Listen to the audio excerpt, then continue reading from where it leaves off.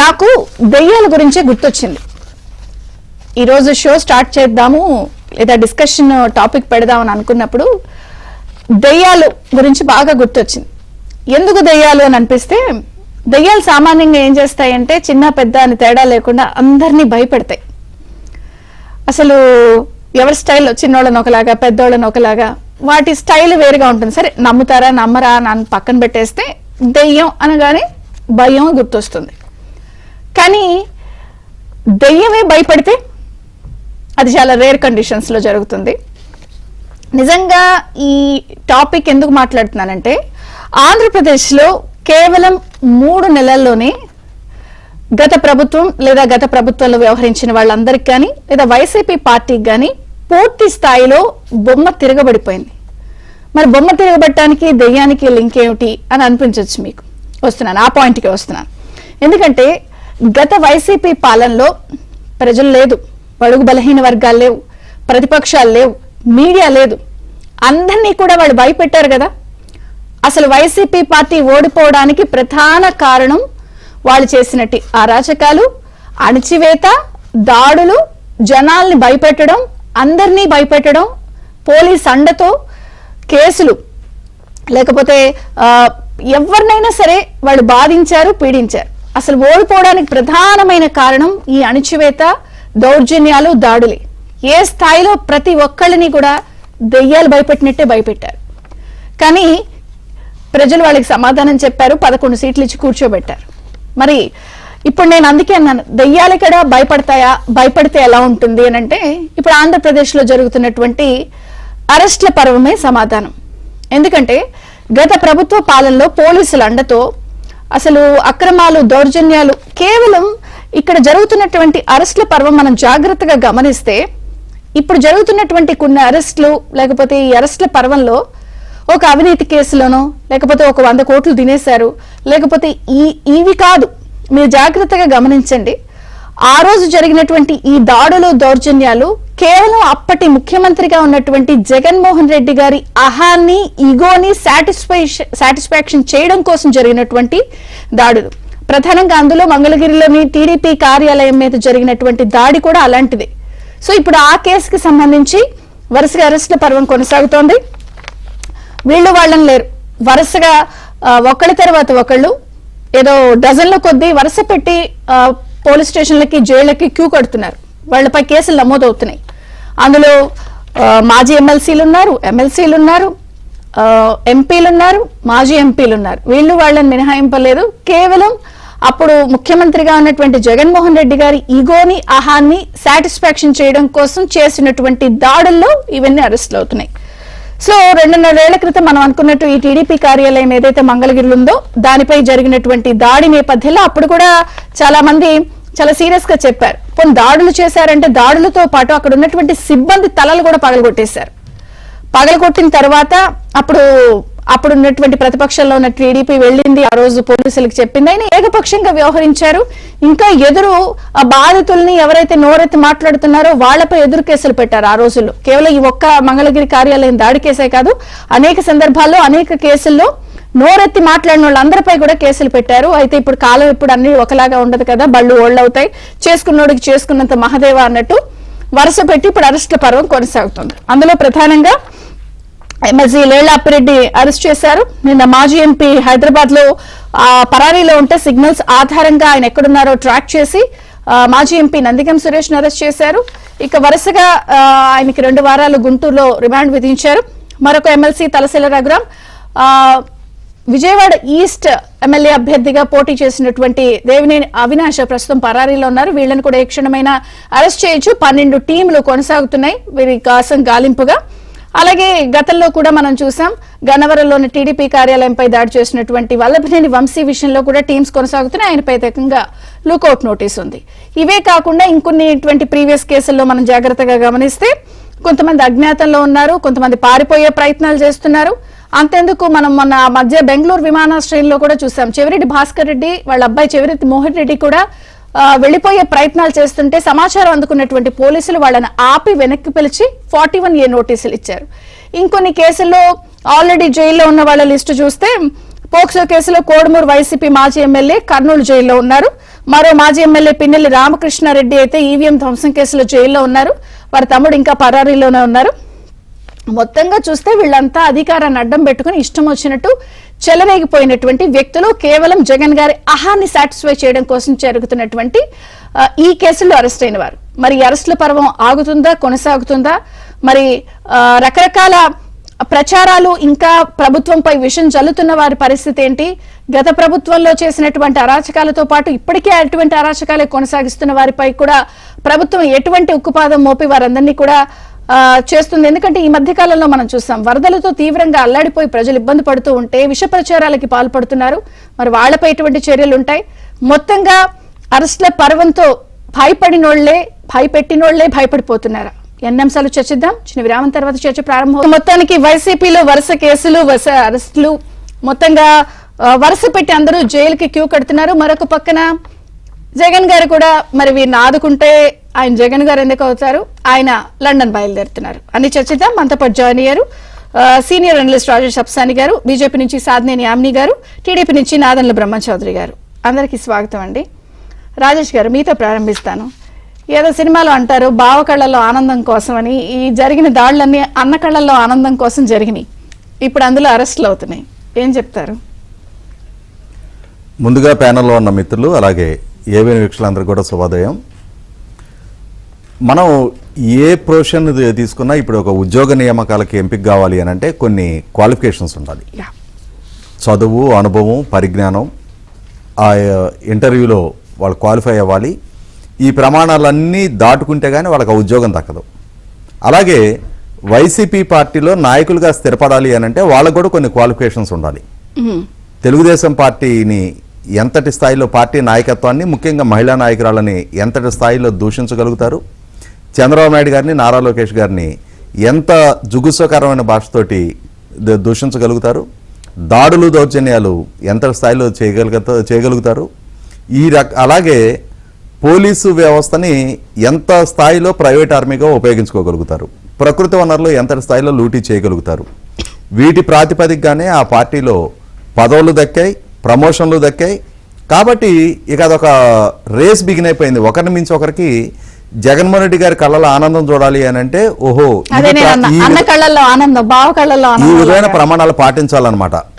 ఈ విధంగా తెలుగుదేశం పార్టీని అత్యంత జుగుసాకరంగా దూషించాలి అనే ఒక స్థాయికి ఆ పార్టీని వాళ్ళు దిగజార్చారనుకోవాలా, లేదు ఆ పార్టీలో పదవులు దక్కాలి అని అంటే వీటిని మాత్రమే పాటిస్తే చాలనే ఒక అభిప్రాయానికి వచ్చారో. కానీ 5 సంవత్సరాల పాటు విచ్చలవిడిగా వ్యవస్థలను గుప్పెడబెట్టుకొని అధికారం ఉందనే అహంకారంతో, కండకావరంతో చెలరేగిపోయి ఇష్టారీతిన దాడులు, దౌర్జన్యాలకు పాల్పడి ఒక రకంగా నిన్న నందిగం సురేష్ అరెస్ట్ అయిన అంశం ఇప్పటి వరకు ఏంటంటే తెలుగుదేశం పార్టీ కేంద్ర కార్యాలయం మీద దాడికి పాల్పడ్డారు, తెలుగుదేశం పార్టీ కేంద్ర కార్యాలయంలో ఆస్తుల విధ్వంసానికి పాల్పడ్డారు, అక్కడ కొంతమంది సిబ్బంది మీద భౌతిక దాడులకు పాల్పడ్డారు అన్న వరకే కేసు పరిమితం అవుతుంది.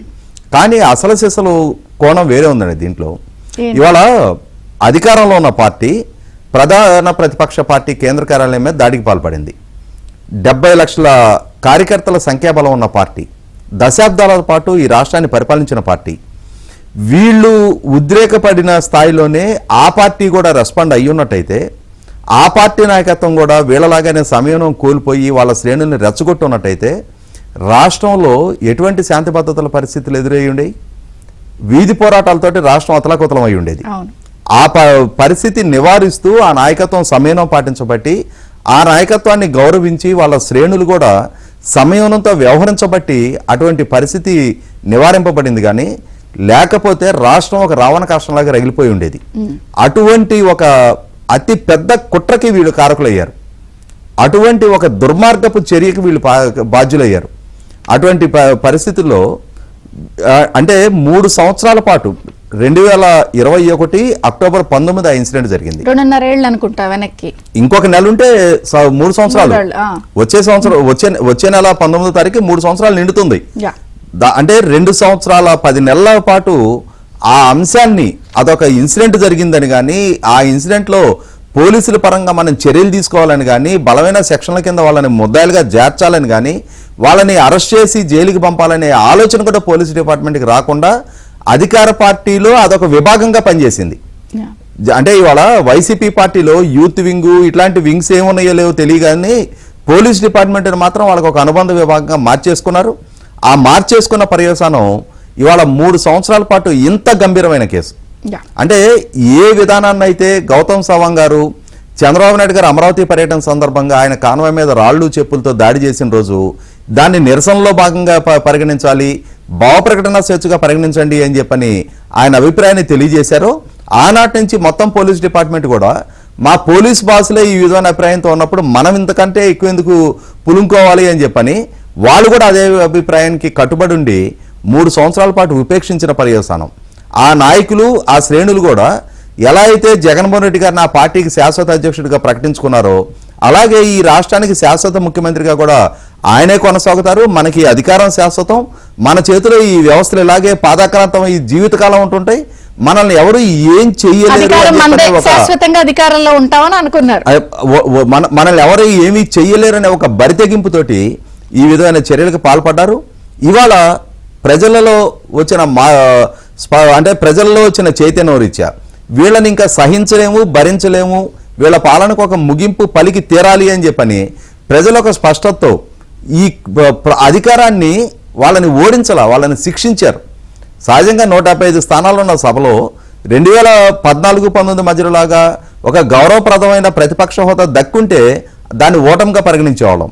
కానీ ఇవాళ ప్రధాన ప్రతిపక్ష హోదా కూడా దక్కనివ్వని స్థితికి ప్రజలు ఆ తీర్పు ఇచ్చారు అని అంటే ప్రజల నుంచి వాళ్ళు శిక్షకు గురయ్యారు.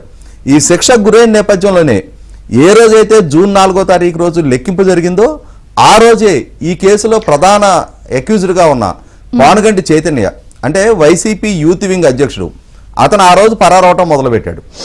ఆ అనుభవం చూసిన తర్వాత అయినా సరే పోలీసులు కొంచెం మెలుగుగా ఉండి తీరాలి.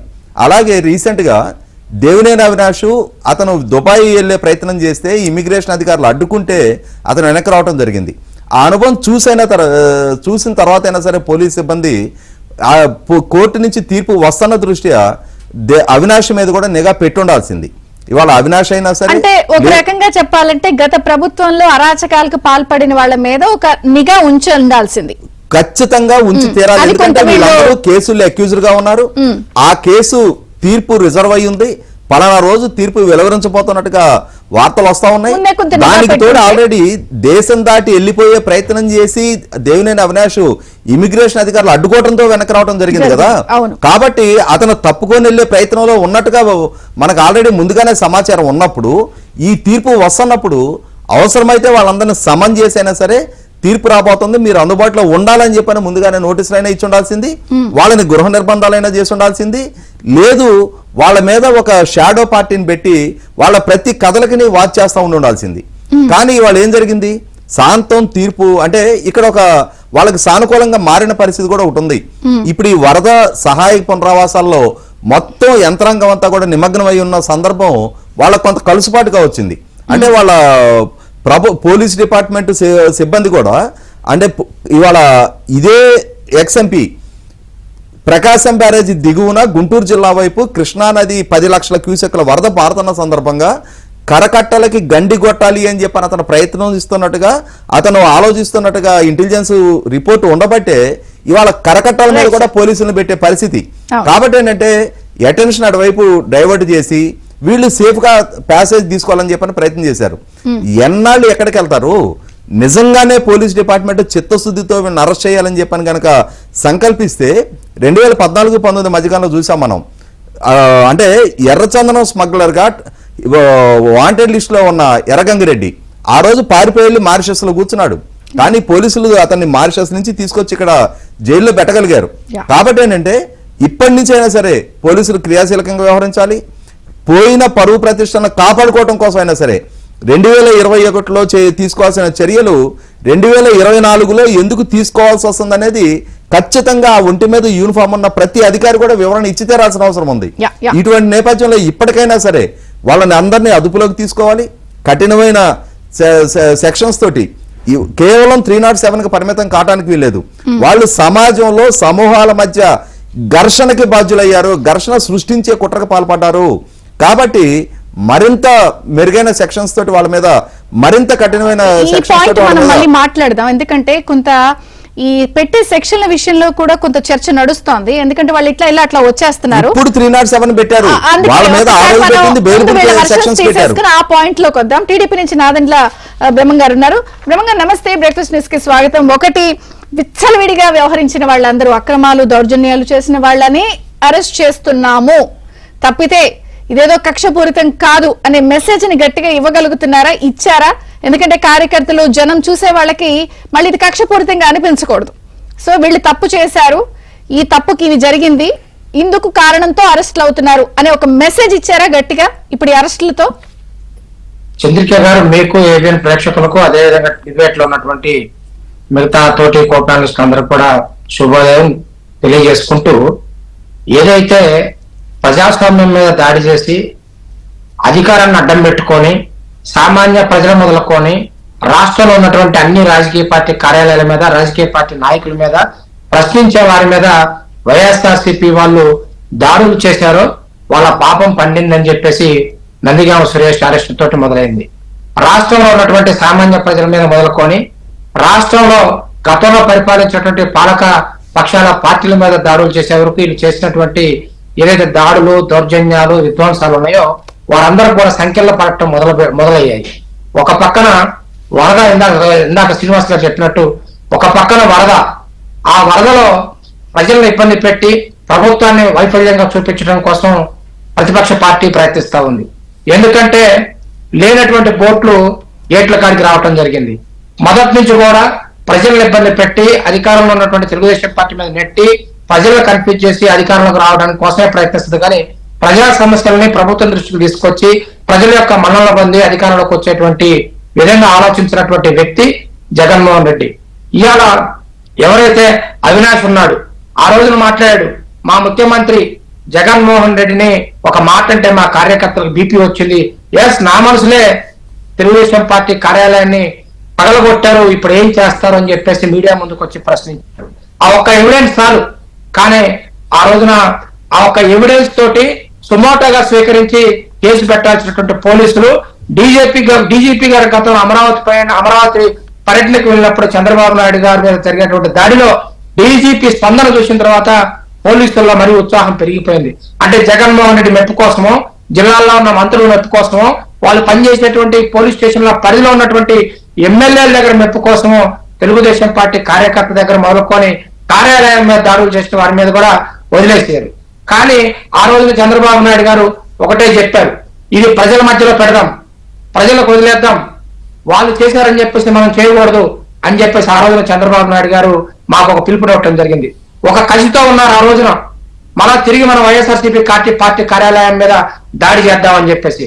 కానీ మమ్మల్ని అందరిని కూడా వారించడం జరిగింది. ఆ రోజు నేనే మాట్లాడే మీ ఛానల్లో, మా ఇంటికి మీ ఇల్లు ఎంత దూరం, మీ ఇంటికి కూడా మా ఇల్లు ఎంత దూరం, మీరు మా పార్టీ ఆఫీస్ పగలగొట్టినప్పుడు మీ పార్టీ ఆఫీస్ పగలగొట్టడం మాకు పెద్ద కష్టమేం కాదని చెప్పేసి ఏపీలో నేను మాట్లాడితే ఆ రోజు ఉన్నటువంటి ప్రతిపక్ష నాయకుడు చంద్రబాబు నాయుడు గారు మమ్మల్ని అందరూ కూడా వారించి, వారికి మనకి తేడా ఉండదు, ఇప్పటికే రాష్ట్రంలో ఉన్నటువంటి అన్ని రాజకీయ పార్టీలు ఖండించాయి వాళ్ళు చేసిన పని, కాబట్టి మనం ఆ పని చేయొద్దని చెప్పేసి మమ్మల్ని వారిస్తే, తెల్లారి చంద్రబాబు నాయుడు గారు పార్టీ కార్యాలయంలో దీక్ష చేస్తా ఉంటే, ఆ దీక్షకి వెళ్తా ఉంటే నా మీద 307 పెట్టి నన్ను 14 రోజులు గుంటూరు సబ్ జైల్లో పెట్టారు మేడం. కానీ ఓపిక పట్టాం, 2.5 సంవత్సరాలు ఓపిక పట్టాం.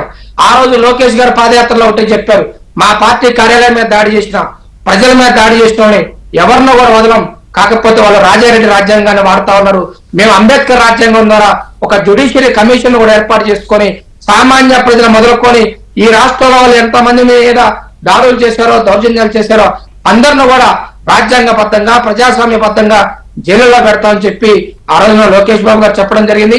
తెలుగుదేశం పార్టీ మీదనో, బీజేపీ పార్టీ నాయకుల మీదనో, లేకపోతే జనసేన పార్టీ కార్యకర్తల మీద దాడులు జరగలేదు మేడం. సామాన్య ప్రజలు డాక్టర్ సుధాకర్ దగ్గర నుంచి, అనిత గారి దగ్గర నుంచి, విక్రమ్ గారి దగ్గర నుంచి అన్ని సామాజిక వర్గాలు, అన్ని వర్గాలను ఎంచుకొని ప్రశ్నించిన ప్రతి ఒక్కరిని చివరికి రంగనాయకమ్మ వరకు అందరి మీద దాడులు చేసి భవిష్యత్తులో మా ప్రభుత్వాన్ని కనుక ఎవరైనా విమర్శించినా, మా ప్రభుత్వం వైపు వేలెత్తి చూపించినా కూడా ఇలాంటి పరిస్థితులు నెలకొంటాయని చెప్పేసి ఆ రోజున ఆంధ్రప్రదేశ్ రాష్ట్ర ప్రజలకు వైసీపీ ఒక మెసేజ్, అంటే ఒక రకంగా ఇది మీరు ఆ రోజు ఎన్నికల్లో ఇచ్చిన హామీతో పాటు పదే పదే చెప్పారు, రేపు వస్తే ఇవి ఉంటాయి జాగ్రత్తగా. ఇప్పుడు వచ్చిన తర్వాత చాలా మందికి సరే ఇప్పుడు కొంత ఈ ఫ్లడ్ వల్ల అందరూ కూడా కొన్ని విషయాలు అంత సీరియస్ గా మాట్లాడలేకపోతున్నారు, కానీ మీరు ఇప్పటికైనా చెప్పారా ఇది ఇలా జరిగింది మేము ఇలా చేశామని కార్యకర్తలకి జనానికి ఒక క్లియర్ మెసేజ్ ఇవ్వగలిగారా? ఎందుకంటే నేను ఇంకొక మాట ఎందుకు ఇంత గట్టిగా అడుగుతున్నానంటే ఇంకా కొంతమంది చాలా ధైర్యంగా చెలరేగిపోయి పేటరేగిపోతున్న పరిస్థితి అధికారుల్లో వైసీపీలో కనిపిస్తుంది, అందుకనే గట్టిగా ఇస్తున్నారా మెసేజ్, ఇవ్వటం లేదా? చంద్రిక గారు వాస్తవంగా కార్యకర్తల్లో అంటే కొంచెం అగ్రెసివ్ గా ఉండేటువంటి కార్యకర్తల్లో జైలుకు పోయి వచ్చినటువంటి వ్యక్తుల్లో కానీ కొంత వాళ్ళు ఏదైతే రివెంజ్ తీసుకున్నారో మన మీద మనల్ని ఇబ్బంది పెట్టారో ఆ స్థాయిలోనే రివెంజ్ ఉండాలని చెప్పేసి అనుకున్నారు. కానీ ఇందాక జర్నలిస్ట్ గారు చెప్పిన విధంగా మన మీద చేసినటువంటి దాడులకి ప్రజలు శిక్షించారు. ప్రజాస్వామ్యంలో ప్రజాస్వామ్యయుతంగా ఎవరైతే ఉంటారో వాళ్ళని మాత్రమే మేము ఆదరిస్తామని చెప్పేసి ఒక మెసేజ్ ఇచ్చినప్పుడు వాడు చేశారు కదా అని చెప్పేసి మనం కూడా తిరిగి వారి కార్యాలయం మీద వైసీపీ కార్యాలయం మీద దాడి చేయడానికి తెలుగుదేశం పార్టీ 70 లక్షల మంది కార్యకర్తలు అవసరం లేదు మేడం. ఒక 10 మంది కార్యకర్తలు పంపిస్తే వాళ్ళ ఆఫీస్ కూల్చేస్తారు, లేదా జగన్మోహన్ రెడ్డి తాడేపల్లి ప్యాలెస్ ను కూర్చోడం పెద్ద విషయం కాదు మేడం. లేకపోతే రాష్ట్ర వ్యాప్తంగా ఉన్నటువంటి చేసిన అరెస్టులన్నీ కూడా కరెక్ట్ గా న్యాయబద్ధంగా వీళ్ళు తప్పు చేశారు కాబట్టి చేస్తున్నాం అనే మెసేజ్ ఇచ్చారా క్లియర్ గా? ఒకటి. ఇంకా చాలా మంది ఇష్టం వచ్చినట్టు తప్పించుకుంటున్నారు. ఇప్పుడు వల్లభనేని వంశీ గారు ఉన్నారు, ఆయన కూడా గన్నవరం కార్యాలయం దాడి కేసులో ఆయన కూడా ఉన్నారు, కానీ ఆయనకు మీద లుకౌట్ ఇచ్చారు. అంటే ఇందాక రాజేష్ గారు ఒక పాయింట్, వ్యాలిడ్ పాయింట్ చెప్పారు, వివాదాస్పద నాయకులు లేదా వీళ్ళు కొంత తప్పులు చేశారన్న విషయం మీద మొదటి నుంచి వచ్చినప్పటి నుంచి ఎందుకు నిఘా పెట్టలా వాళ్ళని? కొంచెం వాళ్ళని మీ రాడార్ లో ఏం చేస్తున్నారు వీళ్ళు అనేది పట్టించుకుని ఉండాల్సింది కదా, పారిపోయేంత స్కోప్ ఎందుకు ఇస్తున్నారు? తెలుగుదేశం పార్టీ ఖచ్చితంగా న్యాయస్థానాలను కూడా పరిగణలోకి తీసుకుంటుంది. గవర్నమెంట్ వచ్చిన తర్వాత FIR మనం ఆన్లైన్ లో పెట్టిన కానించి వాళ్ళు 4 టైమ్స్ హైకోర్టు నుంచి రిలీఫ్ తీసుకోవడం జరిగింది. కాబట్టి న్యాయస్థానం గౌరవించేటువంటి ఆంధ్రప్రదేశ్ ప్రభుత్వం ఖచ్చితంగా న్యాయస్థానంలో న్యాయం జరుగుతుందని చెప్పేసి ఆశించాము. ఆశించిన మేరకు హైకోర్టు కూడా వాళ్ళు చేసినటువంటి తప్పును గ్రహించి వాళ్ళ విషయంలో వెనక్కి తగ్గింది. వెనక్కి తగ్గిన రోజు నుంచి కొన్ని టీమ్స్ కూడా జోగి రమేష్ కోసం కానీ లేకపోతే అదే విధంగా అందరి కోసం కూడా టీంలన్నీ అందరిని తీసుకొస్తారు. కాకపోతే మేడం ఎప్పుడైతే ఆ రోజున మా మీద టీడీపీ కార్యాలయం మీద దాడి చేసి 2 కేసులు మా మీద పెట్టారు, వాళ్ళ మీద ఒక కేసు పెట్టడం జరిగింది. ఆ కేసులో కూడా బెయిలబుల్ సక్సెస్ పెడితే దాని మీద మరలా ప్రభుత్వం వచ్చిన తర్వాత ఇంట్రాగేషన్ చేసి సీసీ కెమెరాల ఫుటేజీలు తీసుకొని వాళ్ళ మీద 307 పెట్టడం జరిగింది. కానీ మీ ఏబిఎన్ ద్వారా నేను అభ్యర్థిస్తా ఉన్నాను పోలీస్ శాఖ వారిని 307 పెట్టడమే కాదు వాళ్ళ మీద పీడీ యాక్ట్ పెట్టాల్సినటువంటి అవసరం ఉన్నది. వీళ్ళు సమాజంలో హింసను ప్రేరేపించడం కోసం ప్రయత్నిస్తున్నారు. వాళ్ళే స్వయంగా ఆ రోజు మీడియా ముందుకు వచ్చి ఎస్ మేమే చేశాము, మా నాయకుడిని తిడితే మాకు బీపీ వచ్చింది, మా నాయకుడిని మేము తిట్టినందుకు మీ పార్టీ కార్యాలయం పగలగొట్టాము, ఇప్పుడు మీరు ఏం చేస్తారని చెప్పేసి ప్రశ్నించారు. కాబట్టి దాన్ని ఎవిడెన్స్ గా తీసుకొని వీళ్ళు బయట ఉంటే ఇప్పుడు కూడా ఆంధ్రప్రదేశ్ 40 సంవత్సరాలు ఎనికిపోయింది. చూస్తున్నారు 6 రోజుల నుంచి చంద్రబాబు నాయుడు గారు ఎంత కష్టపడుతున్నారు. తడిచిన ఇళ్ల గోడలు ఆరక ముందే రోడ్లు వేస్తా ఉన్నారు, రోడ్లు క్లీనింగ్ చేస్తున్నారు, బ్లీచింగ్ చేస్తా ఉన్నారు, బుడమేరు కాలువ గండ్లు కూర్చారు. ఒక చిత్తశుద్ధితోటి చంద్రబాబు నాయుడు గారు రాష్ట్రం విషయంలో ఆయన ఇబ్బంది పడుతూ కూడా 6 రోజులుగా ఇంటికి రాకుండా నేను మళ్ళీ ఇక్కడ ఇంకొక పాయింట్ అడుగుతానండి మీ టీడీపీ వాళ్ళని, అండ్ యామిని గారు కూడా ఈ పాయింట్ తర్వాత ఆవిడ ఆన్సర్ చేయాలి. నిజంగా కష్టం చూస్తున్నారు, 74 ఏళ్ల వయసులో ఆయన వెళ్తున్నారు, గ్రౌండ్ లో చెయ్యని ప్రయత్నం లేదు, అంతా సరే డిజాస్టర్ ఉన్నప్పుడు డిజాస్టర్ గానే పరిస్థితి ఉంటుంది కాబట్టి. కానీ మీరు అన్నారు ఏమండి మేము ఎవరిని వదలం, తప్పు చేస్తే శిక్ష, నిజంగా తప్పు చేస్తే శిక్షలు పడతాయి లేకపోతే వీళ్ళకి ఇలాగే పనిష్మెంట్స్ చట్ట ప్రకారం కరెక్ట్ గా ఉంటాయి అని అన్నప్పుడు అయినా ఇంకా ఎందుకు చెలరేగిపోతున్నారు? అంటే మీరు అలాంటి మెసేజ్ ఇవ్వట్లేదా? ఇంకా ఫ్లడ్స్ ఎంత దుష్ప్రచారం చేశారు? నేను అడుగుతున్నాను, మిమ్మల్ని స్ట్రైట్ గా అడుగుతున్నాను. అంత కంట్రోల్ చేస్తుంటే విష ప్రచారం ఇక్కడ ఆగుండాలిగా. హిడెన్ కెమెరాలను అల్లరి పెట్టారు, మిమ్మల్ని ఫ్లడ్స్ అని అల్లరి పెడుతున్నారు, అసలు ఇదంతా మీ ఇల్లు ముంపు కోసం కాపాడు కోసం అని వేసేస్తున్నామని చెప్పారు. అంటే మీరు మెసేజ్ ఇవ్వలేదా ఇంకా గట్టిగా? లేదు మేడం, కన్ఫ్యూజ్డ్ పాలిటిక్స్ వైసీపీ చేస్తా ఉంది. వాళ్ళు చూశారు కదా కృష్ణా నదికి ఎటువైపు చంద్రబాబు గారి ఇల్లు ఉంది, లేకపోతే అసలు నాగార్జున సాగర్ డ్యామ్ ఎటు ఉంది, శ్రీశైలం డ్యామ్ ఎటు ఉంది, హైవే ఎటు ఉంది, ఫ్లడ్ ఎక్కడ వచ్చింది, బుడమనేరు ఎటు ఉంది, అదే విధంగా మున్నేరు వాగు ఎటు ఉంది. అంటే వాగు నది అంటున్నాడు, నదిని వాగు అంటున్నాడు. అంటే ప్రజల్ని కన్ఫ్యూజ్ చేసేటువంటి పాలిటిక్స్ తప్పితే ఈ రోజున వైసీపీ నాయకులు కార్యకర్తలు హెచ్చరిస్తే భయపడేటువంటి పరిస్థితిలో ప్రజలు లేరు, అటువంటి ప్రభుత్వం అధికారంలో లేదు, అటువంటి ఆ విధంగా తెలుగుదేశం పార్టీ నాయకులు, బీజేపీ పార్టీ నాయకులు, జనసేన పార్టీలో లేరు. ఈ రోజున మీరు ఇందాక శ్రీనివాస్ గారు చెప్పినట్టు మాకు 70 లక్షల మంది రాజేష్ గారు, కార్యకర్తలు ఉన్నారు. ఆ రాజేష్ గారు చెప్పినట్టు మాకు 70 లక్షల మంది కార్యకర్తలు ఉన్నారు. మేము మాట్లాడొచ్చు, చేతలతో మేము కూడా చూపించవచ్చు. అది కాదు సమాధానం. ఇందాక మీరు రాజేష్ గారు గొప్ప విషయం చెప్పారు. వైసీపీ నాయకులు ఓడిపోబడలేదు, శిక్షించబడ్డారు అన్నారు. It is a clear indicate message అన్నమాట. అంటే వాళ్ళు పోయిన పందాలో మనం పోవద్దు. ప్రజలకు అది నచ్చదు అనేది మన ఎన్నికలు చూపించాయి పోయిన పందాలో పోతున్నారు, పోయారు లేదా పోవని నేను అనట్లా. ఇంకొంచెం కఠినంగా ఫాస్ట్ గా ఉండుంటే ఫ్లడ్స్ లో ప్రభుత్వం మీద విషం చిమ్మే ధైర్యం రాదు కదా మేడం. చంద్రబాబు నాయుడు గారు ఫ్లడ్ తీసుకు రాకముందే అక్కడికి వెళ్ళేసి కలెక్టరేట్ లో పడుకున్నారు. ఫ్లడ్ విషయంలో చంద్రబాబు నాయుడు గారిని అసలు విమర్శించేటువంటి నాయకుడే లేడు, విమర్శించేటువంటి వ్యక్తే లేదు. అసలు ఫ్లడ్ కు సంబంధం లేని వాళ్ళు హైదరాబాద్ నుంచి వచ్చాడు, జగన్మోహన్ రెడ్డి బెంగళూరు నుంచి వచ్చాడు, అక్కడెక్కడో ఎక్కాడు, మాట్లాడాడు, వెళ్ళిపోయాడు. ఆయనకి అసలు ఫ్లడ్ గురించి తెలిస్తే కదా. పోస్టులు చూశాను. ఇప్పుడు నిన్నటి నుంచి నారాయణ గారు, మున్సిపల్ మినిస్టర్ నారాయణ గారు ఏం చెప్పారు, ఫైర్ ఇంజన్లతో ఇవన్నీ పిలిపిస్తున్నామండి, ఇల్లు శుభ్రం. సోషల్ మీడియాలో వైసీపీ పోస్టులు ఏం పెట్టిందో తెలుసా? కొన్ని కులాల వాళ్ళు ఇళ్ళే క్లీన్ చేస్తున్నారంట. ఇంత దౌర్భాగ్యం ఉందా అసలు? మేడం, ఆపదలో ఉన్న కొన్ని కులాలు ఆదుకోకూడదా? కొన్ని ఇంత డిజాస్టర్ లో కూడా ఇంత కొవ్వుతో ప్రదర్శిస్తున్నారే. దుర్గా గారు, నేను అడుగుతున్నాను ఏపీఎం ద్వారా ఇవాళ మాట్లాడేటువంటి పేటీఎం బ్యాచ్ కి, ఒకళ్ళ ఇబ్బందుల్లో ఉంటే వాళ్ళకు ఒక కులంపై చేయూతను ఇవ్వకూడదండి? ఇవ్వకూడదండి? ఒక కులంపై వాళ్ళ ఇల్లు క్లీన్ చేస్తే తప్పేంటండి?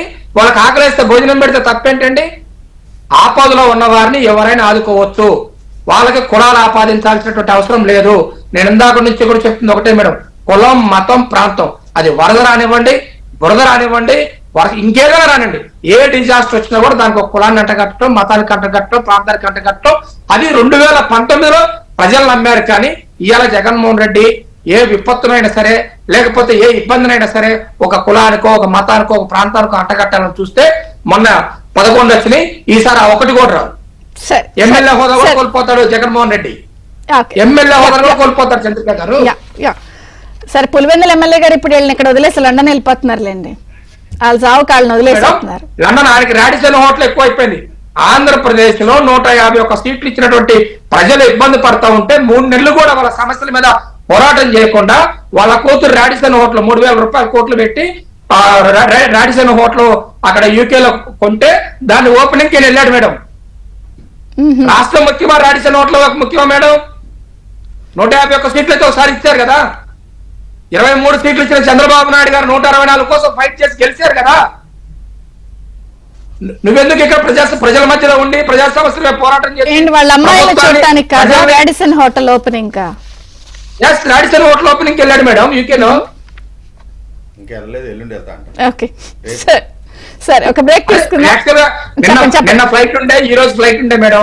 మరి రాత్రి క్యాన్సిల్ చేసుకుని ఎల్లుండి వెళ్తున్నాడో తెలియదు. బట్ ఆయన అసలు బెంగళూరులో ఉంటేంది, తాడేపల్లి ప్యాలెస్ లో ఉంటేంది, లేకపోతే కడప ప్యాలెస్ లో ఉంటేంది, లేకపోతే పులివెందుల ప్యాలెస్ లో ఉంటే ఉపయోగమైంది. వరదల కాడికి వచ్చి అక్కడ జరుగుతున్నటువంటి వారికి సహాయ సహకారాలు అందించి ప్రభుత్వం దృష్టికి సమస్యలు తీసుకురాలేనాడు. ప్యాలెస్ లో ఉంటాయంటే, కోటలో ఉంటాయంటే, పేటలో ఉంటాయండి మేడం. సరే, ఒక బ్రేక్ తీసుకుందాం. వచ్చేదేముంది, బీజేపీ వర్షన్ కూడా తీసుకుందాం చర్చకు. బీజేపీ నుంచి సాధ్నేని యామిని గారు ఉన్నారు. యామిని గారు నమస్తే మేడం, బ్రేక్ఫాస్ట్ న్యూస్ కి స్వాగతం. ఏం చెప్తారు అసలు? వీళ్ళు ఓడిపోవడానికి మెయిన్ రీజన్సే వైసీపీ వాళ్ళు అరాచకాలు, దాడులు, దౌర్జన్యాలు. సో ఇప్పుడు ఆ బేసిస్ గా 1 by 1 అరెస్ట్లు అవుతున్నారు.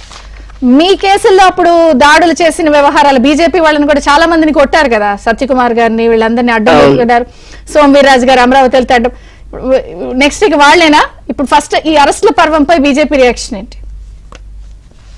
ఖచ్చితంగా అంటే ప్రజలన్నీ గమనిస్తూ ఉన్నారండి. ఇంతకు ముందు మీరు అనుకున్నట్టుగా కూడా ప్రజలు చట్టపరంగా అంటే వాళ్ళు ప్రజాస్వామ్యంలో ఎటువంటి శిక్ష విధించాలో అది విధించారు. కానీ వీళ్ళకి ఇది మాత్రమే సరిపోదు. వాళ్ళు చేసినటువంటి పాపాలు, అక్రమాలు, అన్యాయాలు అది ఒకటో రెండో అయితే గనక పోనీలే వీళ్ళు చేశారు, చిన్న శిక్షతో బయటికి వచ్చేసిన ఇబ్బంది లేదని అనుకుంటారు కానీ ఈ రోజున మా ఇంట్లో పాలు పోసే పాల వాళ్ళతో సహా మీరు ఏ సందు ఎలక్షన్ టైంలో చూస్తే గనక అత్యంత సామాన్యులు ఎవరైతే ఉన్నారో వాళ్ళ నోటి వెంట వచ్చింది ఏంటి ఈ నాయకులు, ఈ వైసీపీ నాయకులు ఏంటి, వీళ్ళు ఇంత అరాచకంగా ఉన్నారేంటి, వీళ్ళకి శిక్ష పడదా, అసలు కాలం ఏం సమాధానం చెప్తుంది అన్నట్టుగా మనందరం మాట్లాడుకోవడం కంటే కూడా ప్రజలు మాట్లాడుకున్నారు. దానికి వారు శిక్ష విధించారు. ఇప్పుడున్నటువంటి ఎన్డీఏ ప్రభుత్వం ఏదైతే ఉందో ఖచ్చితంగా ఒకటి చెప్పాం. మీరు ఇందాక క్వశ్చన్ అడిగారు ఏంటి ప్రభుత్వం ఎందుకు గట్టిగా చర్యలు తీసుకోవట్లేదని అంటే, ప్రభుత్వాన్ని ఏర్పాటు చేసినప్పటి నుంచి కూడా మేము ఒకటే చెప్పాము, మాది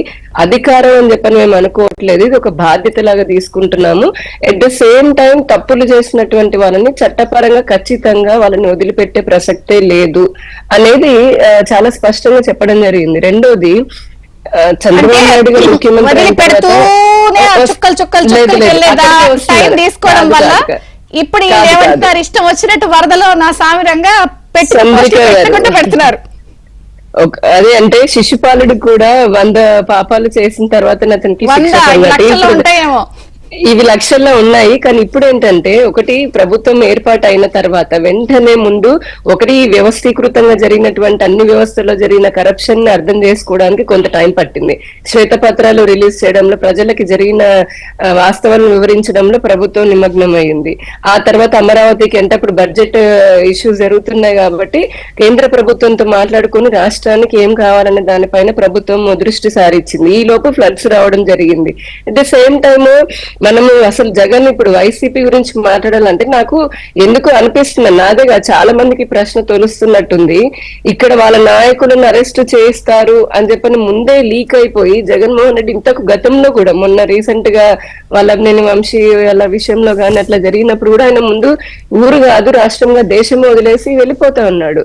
అంటే వీళ్ళ నాయకుల్ని ఇతన్ని నమ్ముకొని ఎవరైతే ఇంతవరకు అక్రమంగా దౌర్జన్యాలు చేస్తున్నారో వాళ్ళని నట్టేట ముంచేసి పోతున్నాడు. కానీ మనం అయ్యో పాపం అనాల్సిన అవసరం లేదు.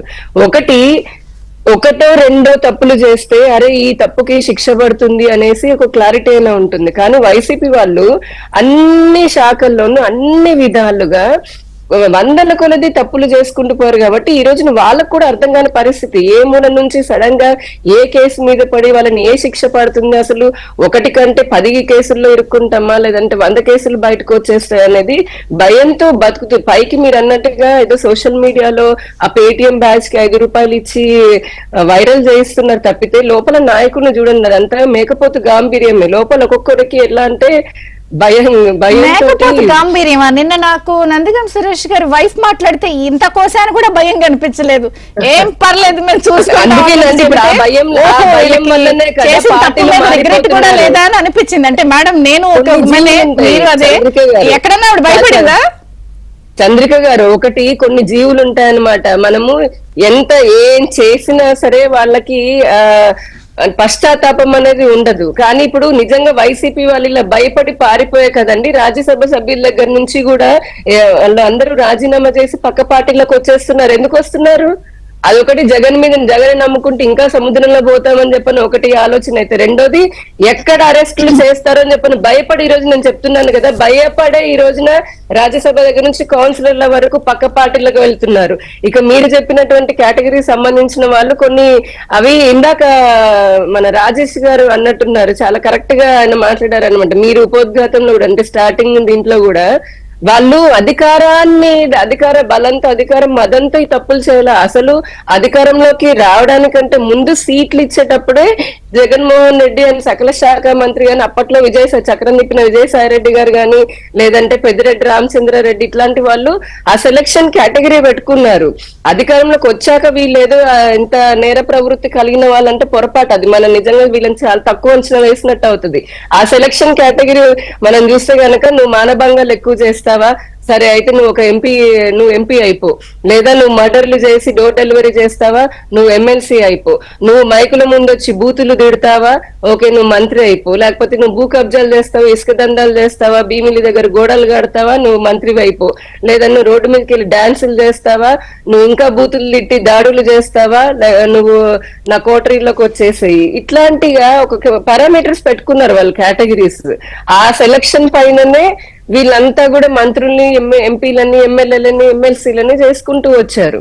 ఇక వీళ్ళు చేసిన దౌర్జన్యం యథా రాజా తదా ప్రజ అన్నట్టుగా యథా జగన్ తదా వైసీపీ నాయకులు. ఆయన పైన కూర్చొని ఆయనకి తండ్రి శవం దగ్గర పెట్టుకొని రాజకీయం చేసేంత ఆలోచన కలిగినటువంటి వ్యక్తి ఒక పార్టీకి నాయకుడిగా ఉన్నప్పుడు ఆ పార్టీలో ఉన్న వాళ్ళు సహజంగానే అదే అయిపోయింది. దానికి ప్రజలు ప్రజాస్వామ్యతంగా సమాధానం ఇచ్చేశారు. ఇప్పుడు మీ బీజేపీ నాయకులు కూడా చాలా ఇదిగా ఆ రోజు ఫైట్ చేసి దెబ్బలు తిన్న వాళ్ళలో ఉన్నారు. కొంత కేంద్రం గానీ సెంట్రల్ గానీ కొంత జోక్యం చేసుకుని కొన్ని విషయాల్లో స్పీడప్ చేస్తే బాగుంటుందేమో, లేదా ఇవన్నీ అనుకుంటున్నాను. నా ఓపెనింగ్ రిమార్క్స్ లో ఒక పాయింట్ అన్నాను, పోలీసులండ అధికారులండ చూసుకుని అన్నప్పుడు అసలు గత ప్రభుత్వంలో అధికారులని డిప్యుటేషన్ల మీద తెచ్చినప్పుడు లేదా కేంద్ర సర్వీసుల నుంచి తెచ్చినప్పుడు వాళ్ళు అసలు దానికి సరిపోతారా లేదా, లేకపోతే వీళ్ళు అసలు ఆ డిపార్ట్మెంట్ కి సంబంధించిన వాళ్ళు కాదు కదా అని అనుకున్నప్పుడు కొంత మీరు కూడా అడిగిన వాళ్ళని అడిగినట్టు ఇచ్చేయకుండా, అంటే ఇక్కడ నేను మిమ్మల్ని ఇప్పుడేం పాయింట్ అయ్యి చోట్ల ఎవరిని అడిగితే వాళ్ళని ఇచ్చేయకుండా అసలు ఇది వీళ్ళకేంటి ప్రాతిపదికత అన్న విషయంలో నామ్స్ కొంత కరెక్షన్ చేయొచ్చుగా మీరు కూడా సెంటర్ లో. కేంద్ర ప్రభుత్వ అధికారులు లేదంటే యూపీఎస్సీకి కాదండి చంద్రిక గారు, ఇప్పుడు యూపీఎస్సీలో సివిల్ సర్వెంట్స్ లాగా వచ్చే వాళ్ళే సమాజానికి రాగద్వేషాలకి అతీతంగా పని చేస్తారనేది ఒకటి వస్తుంది. కానీ ఈ రాష్ట్రంలో వైసీపీ పాలనలో మరి అధికారులను కూడా భ్రష్టు పట్టించేంతగా వైసీపీ నాయకత్వం ఉంటుందని అక్కడ ఉన్నటువంటి కేంద్రము లేదంటే సివిల్ సర్వెంట్స్ ఇచ్చేటటువంటి హోంశాఖ కూడా ఊహించదు కదండి. ఇక్కడికి వచ్చిన తర్వాత ఇక్కడున్న కొంతమంది, అందరినీ అనక్కర్లేదు మనం, కొంతమంది అధికారులు మరి వీళ్ళు అధికారానికి దాసోహం అయిపోయారో లేదా అవినీతికి అలవాటు పడిపోయారో, అక్రమార్జనకి వాళ్ళు ఎందుకలాగా లొంగిపోయి ఎంత విపరీతంగా రాజకీయ నాయకుల్ని మించిపోయి వైసీపీ ఇంకా కొంతమందిని చూస్తే వైసీపీ నాయకులు కార్యకర్తలు మించిపోయి స్వామి భక్తి చూపించారు ముఖ్యమంత్రి వైపు. అంతలాగా భ్రష్టు పట్టే అధికారులు అప్రతిష్టాలు చేయకుండా ఏమన్నా ఆగుతున్నారా? అప్పట్లో గుర్తుందా, ఒక చిన్న ఈగ వాళ్ళని ఇచ్చేవారు కాదు గవర్నమెంట్ మీద, అధికారులు ప్రెస్ మీట్లు పెట్టి దడదడ వచ్చేసేవారు. ఇప్పుడు మీ ప్రభుత్వాన్ని అసలు ఇన్ని బూతులు తిట్టి ఇన్ని పోస్టులు పెడుతుంటే అసలు అధికారులు అసలు లీగల్ గా ఉన్న అడ్వకేట్ అప్పట్లో పొన్నవాళ్ళు గారు కూడా వచ్చి ప్రెస్ మీట్లు పెట్టేసేవారు. అసలు ఈగ వాళ్ళని ఇచ్చేవారు కాదు. మీ ప్రభుత్వం మీద బురద కాదు బకెట్లు బట్టలు గమేళాలు వేస్తుంటే ఒక్కళ్ళు రారేంటి బయటికి? అందుకే అది కాదండి, వాళ్ళు చేశారు కాబట్టి ప్రజలు బుద్ధి చూపించారు. ఇప్పుడు మాకు వీళ్ళు చేసినటువంటిది ఆ బురదనంతా కడుక్కోవడానికి, ఇప్పుడు ఎలాగైతే వరదల్లో కనుక పాపం వరద నీరు రిసీడ్ అయినా కూడా కడుక్కోవడానికి ఇంకో 10 రోజులు పడుతుంది అన్నట్టుగా ఈ 5 సంవత్సరాలు వాళ్ళు చేసిన దాన్ని ముందు మేము వ్యవస్థల్ని ముందు మంచిగా దారిలోకి తీసుకురావాలని కదా ప్రజలు మా పైన నమ్మకం పెట్టింది. ఎట్ ద సేమ్ టైం న్యాయస్థానాలు వీళ్ళు అంటే మీరు మనం గుర్తుపెట్టుకోవాలి, చాలా డిబేట్లలో కూడా ఇదే చేసుకున్నాం. వైసీపీ 5 సంవత్సరాల పాలనలో హైకోర్టు న్యాయస్థానం అంటే ఏ మాత్రం లెక్క చేయకుండా వాళ్ళు 100ల సార్లు మొట్టకాయ తిన్న వాళ్ళు ఈ రోజున భయంతో న్యాయస్థానాల చుట్టూ పరిగెత్తి ఏదో ప్రయత్నాలు చేస్తున్నారు. కానీ ఇవన్నీ తాత్కాలికంగా వాళ్ళని కొన్ని రోజులు డిలే చేస్తాయేమో కానీ వాళ్ళు చేసినటువంటి తప్పులకి ఖచ్చితంగా చట్టపరంగా, ఎందుకంటే చట్టమే మరీ ఎంత ఓర్పుగా ఉన్నా కళ్ళకి గంటలు కట్టుకుని అయితే ఉండదు, డెఫినెట్ గా పడాల్సినటువంటి శిక్ష పడుతుంది. ఈ లోపు సోషల్ మీడియా ఒక డౌట్ గా వస్తుంది. ఇందాక రాజేష్ గారు కూడా లాస్ట్ లో అదే మాట అన్నారు, పెడుతున్నటువంటి సెక్షన్స్ స్ట్రాంగ్ గా లేవా, ఇట్లా వెళ్ళి అట్లాగేదో చుట్టం చూపులా కాఫీ తాగొచ్చినంత వచ్చేస్తున్నారు ఎల్లోళ్ళు కూడా. కొద్దిగా అంటే ప్రస్తుతానికి చెప్పాలంటే వాళ్ళ పైన తక్కువనే కేసులు తక్కువ శిక్షలు పెట్టారేమో అనేసి మనకు అనిపించినప్పటికీ కూడా నేను అదే చెప్తున్నాను చంద్రిక గారు, మనము కంగారు పడాల్సిన అవసరం లేదు. ఎందుకంటే ఇప్పుడు మనం మాట్లాడుకుంటున్న నాయకులు 1-2 తప్పులు చేయలా, వాళ్ళు 100ల కొలది చేశారు. ఈ సెక్షన్ లో ఈ కేసులో కాకపోతే ఇంకో గంటలో ఇంకో రేపో ఖచ్చితంగా ఇంకో పెద్ద శిక్షలో ఇరుక్కుంటారు వాళ్ళు. మనము ఎందుకంటే వాళ్ళు అన్ని తప్పులు చేశారు. ఒకటి సోషల్ మీడియా ఎరా జరుగుతోంది, ఇది సోషల్ మీడియా డ్రైవ్ చేస్తోంది. ఇందాక చెప్పినట్టు పేటిఎం బ్యాచ్ అంతా కూడా తగుతున్నాం. అసలు ఎంత దరిద్రమైన దౌర్భాగ్యమైన విషయం. నేను బుడమేరు మా పక్కనే, మా కిలోమీటర్ దూరంలో ఉంది, అక్కడికి వెళ్ళి నానా ఇబ్బందులు పడక ఒక పక్క కేంద్ర ప్రభుత్వం నిన్న కేంద్ర మంత్రి వచ్చారు, మా రాష్ట్ర పురంధరేశ్వరి గారు అలాగే లోకేష్ గారు, ముఖ్యమంత్రి గారు అయితే 24 గంటలు ఉంటున్నారు. ఇంత సహాయక చర్యలు జరుగుతున్నా ఈయన వరద బాధ దగ్గర కూడా వచ్చి చెయ్యేసి బాగున్నారని అడుగుతాడు ఏంటండి జగన్మోహన్ రెడ్డి గారు, నాకు అర్థం కాదు. అంటే ఇప్పుడు ఏదైనా బాధలో ఇబ్బందులో పడి ఉన్న వాళ్ళ దగ్గరికి వెళ్ళి నువ్వు బాగున్నావా ఎలా ఉన్నావా అని చెప్పిన హాస్పిటల్లోకి వెళ్ళి అడగడం ఏంటి అసలు? అంటే ఒక నేనేం చెప్పాలని ప్రయత్నిస్తున్నాను మీకు అర్థమైనట్టుంది.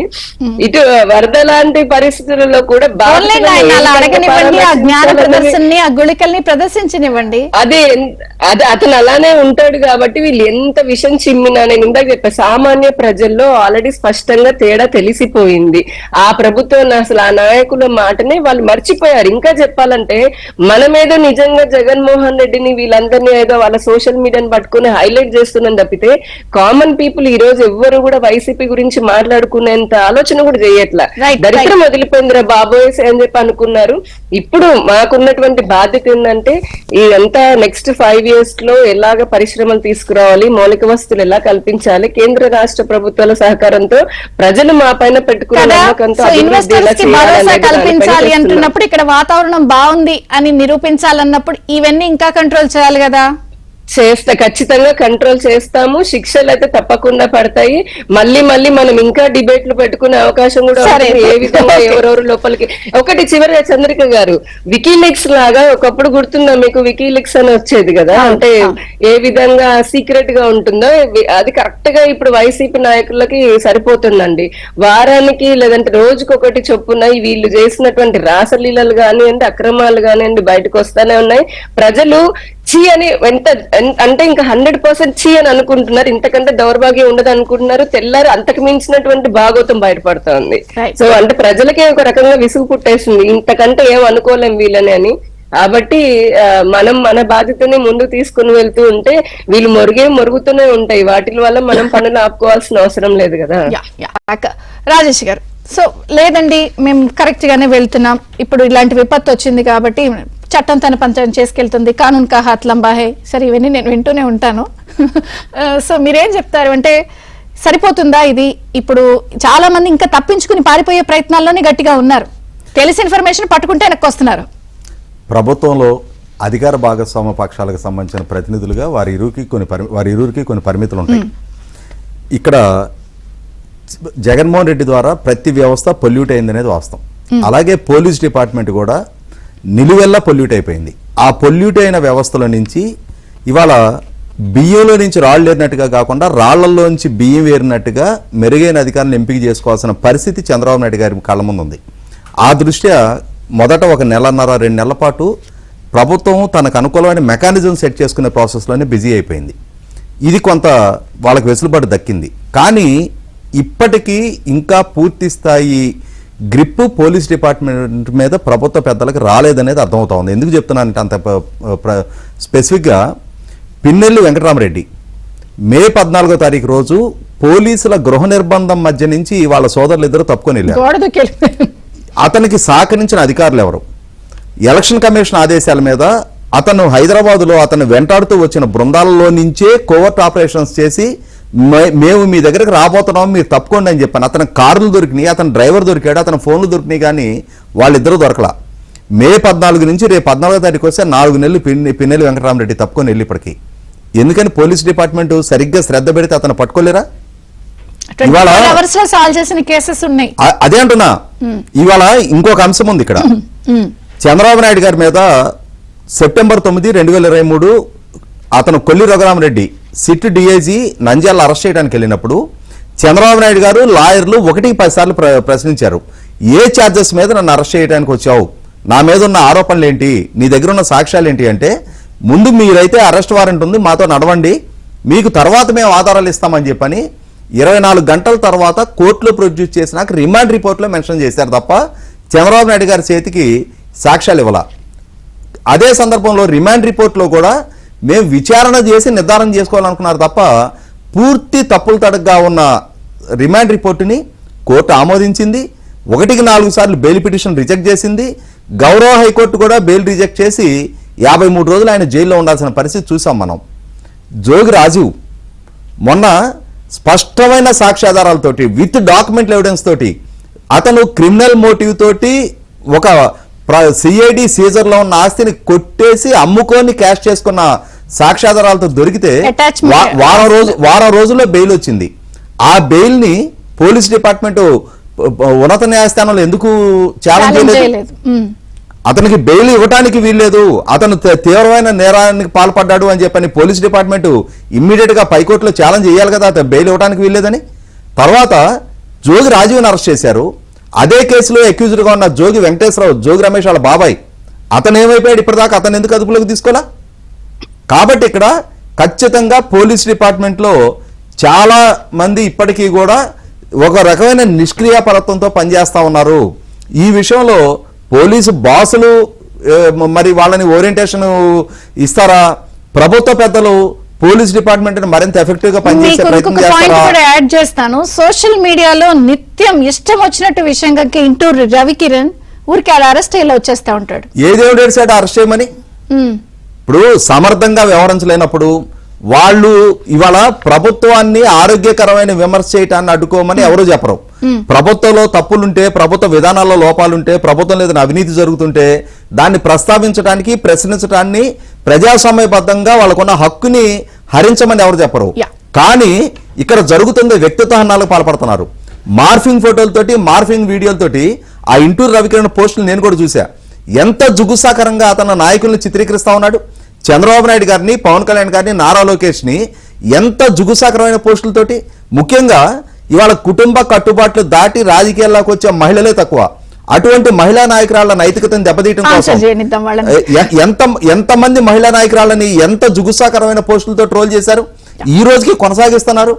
ఖచ్చితంగా వాళ్ళ విషయంలో అవసరమైతే అవుట్ ఆఫ్ ది వే వెళ్ళైనా కట్టడి చేయాలి. ఆ విధమైన వ్యవహార శైలి, అదే విధమైన బరితెగింపు కొనసాగితే ఖచ్చితంగా మీ పార్టీ సోషల్ మీడియా మొరాలిటీ కూడా దెబ్బతింటుంది. కొంచెం ఆన్సర్ చేయండి. ఇది అంటే జీరో టాలరెన్స్ అని ముఖ్యమంత్రి గారు పదే పదే అంటున్నారు. అది కొంత ప్లీజ్ ఆన్సర్. చంద్రిక గారు సైబర్ క్రైమ్ మీద కూడా మన చంద్రబాబు నాయుడు గారు రివ్యూ చేయటం జరిగింది. అది రివ్యూ చేసిన తర్వాత ప్రభుత్వం పైన ఏదైనా సరే ప్రభుత్వం తప్పు చేస్తా ఉంటే సలహాలు ఇవ్వండి, సూచనలు ఇవ్వండి. అంతేగాని వ్యక్తిగతంగా గనక మహిళల పైన గనక ఎవరైనా సరే సోషల్ మీడియాలో కానీ లేకపోతే బయట ఫిజికల్ గానీ ప్రవర్తిస్తే మాత్రం వారికి అదే చివరి గంట వద్ది, వారికి అదే చివరి రోజు వద్దని కూడా చంద్రబాబు నాయుడు గారు చాలా పర్ఫెక్ట్ గా హెచ్చరించడం జరిగింది. కానీ ఇందాక చెప్తున్నా వెళ్దాం, వైఎస్ఆర్సీపీ పార్టీకి పనిచేసేటువంటి వ్యక్తులు కూడా వాళ్ళ యొక్క పైశాచిక ఆనందం కోసం లేకపోతే వాళ్ళ ప్రవర్తన అంతా కూడా డిఫరెంట్. అంటే వాళ్ళ ప్రోత్సహించేటువంటి నాయకుల మనస్తత్వం కూడా ఆ విధంగా ఉండటం వల్ల ఇంకా కూడా కొంత హ్యాంగ్ ఓవర్ ఉంది కొంతమందికి. ఆ హ్యాంగ్ ఓవర్ ను కూడా ఈ ఫ్లడ్స్ లో కూడా వైసీపీ వారు జరుగుతున్నది ఒకటి, ప్రభుత్వం కష్టపడుతూ వాళ్ళకి అండగా నిలుస్తుంది ఒక విధంగా ఉంటే, వీళ్ళు సంబంధం లేనటువంటి ట్వీట్లు పెట్టడం కానీ లేకపోతే మార్ఫింగ్ ఫోటోస్ పెట్టి ఈ ఫ్లడ్ విషయంలో కూడా ప్రభుత్వానికి లేకపోతే తెలుగుదేశం పార్టీ నాయకులకి, జనసేనకి, బీజేపీ కేంద్ర ప్రభుత్వానికి సెక్షన్లు గట్టిగా లేవా, అలా వెళ్ళి అలా వస్తున్నారు కొంత ఆ విషయంలో. అదే మేడం నేను చెప్పేది 100%. ఇందాక అవినాష్ విషయం కోట్ చేశారు. అవునండి మా బీపీ వచ్చింది మేము చేసాం అన్నప్పుడు అది ఎవిడెన్స్ కదా. ఇప్పుడు రేపు తెలుస్తుంది ఆయనకి బీపీ వస్తే ఆయన ఆ రోజు ఏం జరిగిందో, ఈ రోజున పోలీసు వాళ్ళకో లేకపోతే తెలుగుదేశం పార్టీకో ప్రజాస్వామ్యానికి బీపీ వస్తే ఏం జరిగిందో దేవినేని అవినాష్ కి తెలుస్తుంది. ఇందాక సోదరిమణి యామిని గారు చెప్పారు వాళ్ళ భార్య ఏదో మాట్లాడింది అని చెప్పి. వాళ్ళ భార్య మాట్లాడింది మేడం, కానీ నేను అడుగుతా ఉన్నా నందిగామ సురేష్ నిన్న పోలీస్ స్టేషన్ లో ఆయన నడిచేటువంటి నడక కానీ ఆయన హావాభావాలు చూసి ప్రజలకు మెసేజ్, నన్ను ఈ ప్రభుత్వం ఏమి చేయదు అని చెప్పేసి ఒక మెసేజ్ పంపించేది ఆయన ప్రవర్తించాడు. నేను ఒకటే అడుగుతున్నా, నీకు పోలీసులు భయం లేకపోతే, ఈ ప్రభుత్వం భయం లేకపోతే నువ్వు ఎందుకు వరదలు వచ్చినప్పుడు, నీ ఊరు మునిగినప్పుడు, నీ ఇల్లు మునుగుతున్నప్పుడు నువ్వు నీ ఊర్లో కానీ లేకపోతే అమరావతిలో కానీ బాపట్లో కానీ లేకుండా హైదరాబాద్ వెళ్ళి మియాపూర్ లో ఒక అపార్ట్మెంట్ లో ఫ్లాట్ తీసుకొని అక్కడ ఉండి అక్కడ పోలీసు వాళ్ళు వచ్చారన్న సమాచారం తెలుసుకొని క్లబ్ హౌస్ లో పోయి బాత్రూమ్ లో దాక్కోవాల్సిన అవసరం ఏంటి మేడం? భయం లేకపోతే, తప్పు చేయలేదు, నన్ను ఈ ప్రభుత్వం ఏం పీకలేదు అనుకున్నోడికి ఎందుకు మియాపూర్ పోవాల్సి వచ్చింది, నువ్వు ఎందుకు తాళాపురం లేవని అడుగుతున్నాను మేడం. ఆ రోజున అక్రమ కేసులు పెట్టినా కూడా తెలుగుదేశం పార్టీ వాళ్ళు ప్రజల మధ్యలో, కుటుంబ సభ్యుల మధ్యలో ఇళ్లలో ఉన్నాం. మేము మమ్మల్ని నమ్ముకున్న కార్యకర్తలకు అండగా ఉన్నాం, ధైర్యాన్ని ఇచ్చాం. ఎందుకు పారిపోతా ఉన్నారు? ఇందాక మీరు అన్నట్టు జగనే పారిపోతా ఉన్నాడు, మనని రక్షించేవాడు ఎవరు లేడని చెప్పి మీ పార్టీ నాయకత్వం మీద మీకు నమ్మకం లేక పక్క రాష్ట్రాలకు వెళ్ళి దాక్కుంటున్నటువంటి మీరు ఇవాళ ఏదో మాట్లాడుతూ ఉన్నారు. ఇవాళ నాయకులు పోతారు మేడం, రేపు ఇలా సోషల్ మీడియాలో పోస్టులు పెట్టే వాళ్ళు కూడా తప్పకుండా పోతుంది. సార్ అంటే ఒక్కొక్క యామిని post గారు, కి ఒక్కొక్క యామిని section గారు, ఉంటది. Please concluding remarks please. ఒక్కొక్క పోస్ట్ కు ఒక్కొక్క సెక్షన్ ఉంటుంది madam. Yeah you're right madam. ఇప్పటికే ఇందాక పోలీస్ వ్యవస్థలోనే కాదండి, దాదాపు మేము వరదల్లో కూడా చూసాం, చాలా అన్ని వ్యవస్థలలో కూడా అధికారులు ఇంకొంతమంది నిర్లక్ష్యంగా ఉన్నారు. అది ఆ నిర్లక్ష్యంగా వ్యవహరిస్తున్న వారి పైన కూడా కఠిన చర్యలు తీసుకుంటూ ఉంటాము. ఎట్ ద సేమ్ టైం ఈ వైసీపీ పాలనలో చూసుకొని వైసీపీ నాయకులు కానీ, వైసీపీ పాలనలో ఉన్న అధికారులు, తప్పులు చేసినటువంటి అధికారులు కానీ, వారి పైన ఖచ్చితంగా చర్యలు అనేవి గట్టిగానే ఉంటాయి. It's only like time. కొంచెం మాకు ఇప్పటికే ప్రభుత్వం ఏర్పడి జస్ట్ 2 months అయింది. ఈ లోపే చాలా బాలరిస్టర్ లాగా చాలా వస్తున్నాయి. ఇవన్నీ తీర్చుకొని అతి త్వరలోనే ప్రజలు ఏదైతే ఆశిస్తున్నారో, ఇంత అక్రమంగా అన్యాయం చేసేటటువంటి వారి పైన చర్యలు తీసుకోవాలి, వారు కోరుకుంటున్నటువంటి న్యాయస్థానాలు కూడా అటువంటి చర్యలు తీసుకోమని ఆదేశిస్తాయి. వీళ్ళని తప్పించుకునే వెసులుబాటు కూడా ఇవ్వవు అని చెప్పని భావిస్తున్నాము. న్యాయస్థానం కూడా మంచి నిర్ణయాలు తీసుకుంటానేసి అనుకుంటున్నాము. కాకపోతే ఇవన్నీ పక్కన పెడితే మేము ప్రజలకి కష్టాల్లో అండగానే ఉంటాము, నిలబడుతున్నాము. అలాగే వారు మా పైన పెట్టుకున్నటువంటి దాంతో పాటు దుష్ట శిక్షణ శిష్ట రక్షణకు కూడా కొంచెం గట్టిగా ఉంటే తప్పకుండా జరుగుతుందండి. జస్ట్ ఇప్పుడు ఇంకా అంటే ప్రక్షాళన జరుగుతుంది. ఆ ప్రక్షాళన అనేది కొంచెం గాడిలో పడగానే మన ప్రభుత్వం ఏంటో అంటే ఎవరైతే అవినీతి పరులు ఉన్నారో లేదా ఇలాంటి ఇబ్బందులు పెట్టేవారు ఉన్నారో వారందరికీ కూడా ఈ ప్రభుత్వం ఏం చేయగలదో చేసి చూపిస్తుంది. అది చట్టపరంగానే చేస్తుంది. థ్యాంక్ యూ రాజేష్ సప్సాండి గారు, సాధన యామిని గారు, థ్యాంక్ యూ, నాదన్ బ్రహ్మ గారు, థ్యాంక్ యూ. ఇది బ్రేక్ఫాస్ట్ న్యూస్ అప్డేట్స్ కొనసాగుతాయి, చూస్తూనే ఉండండి.